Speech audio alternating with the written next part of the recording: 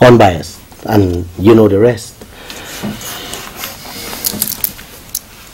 Coming back to the 50 billion in NICIL account, the article that was carried by the Kaieteur News through AFC. The editor would more the fittest person to answer that question, and he's present here. Am I allowed to call him? By all means. Adam?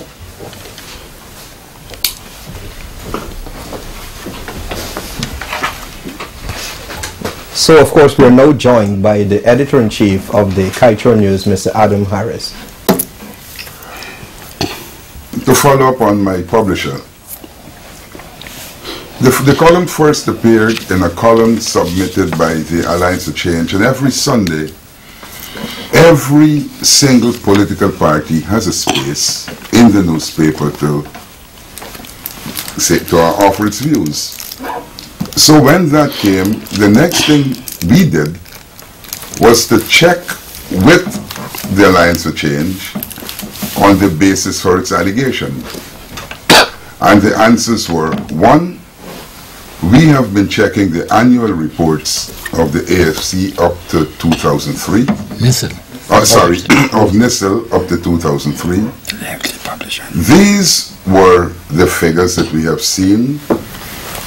We have computed the sale of government assets.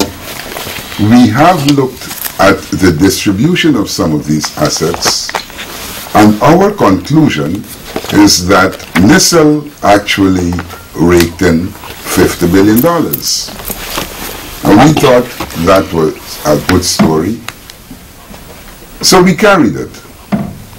And then we attempted to talk with Mr. Brassington. Now, Winston Brassington is also my friend. And he said to me, Adam, I am not going to respond to everything that you published. So we did not get an answer or a contradiction or a contradictory statement from Mr. Brassington on the $50 billion. But the opportunity presents itself tonight, and I'm going to ask you, Mr. Brassington, you've been extremely silent for the duration of this program so far. Are you in agreement with the formula used by the Kaieteur News in arriving at $50 billion? Absolutely not. I've spoken to Adam, and I said, Adam, you have to be more transparent about how you arrive at that number. To just say that you got $30 billion from the 2003 consolidated accounts, and then you did a few additions and you came up with $50 billion. We're talking about billion here. Billion. $50 billion is 250 million US dollars. Anybody dealing with those numbers will want to be sure that they're dealing, with the facts, because they're not small numbers. I never got that. That's why I never responded. A few weeks later I said the NICIL bank account at the end of March, and I showed our management accounts, had a little over $700 million. $700 million. To explain the $50 billion, somebody's got to explain to us how they did the arithmetic. And if they can't explain something as simple as that, and they're asking us to be transparent, we don't know where the number came from. It's a waste of time to try to respond to a number that, for want of a better word, is pulled out of the air. I call it jumpy arithmetic. Because I can't see where the numbers are adding up.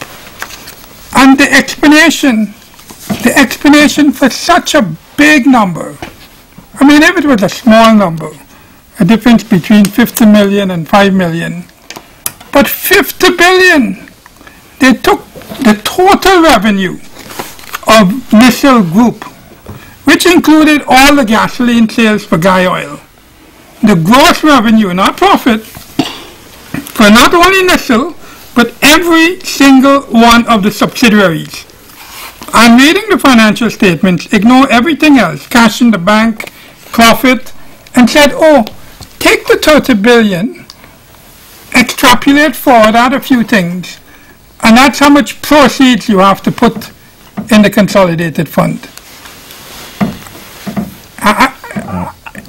It's mind-boggling that one would make such an irresponsible statement like that. Okay, you're basically pointing to an accounting blunder, and of course there's a chartered accountant at the table. I'll ask you to I don't think it's a blunder. It's absence of information, extrapolation.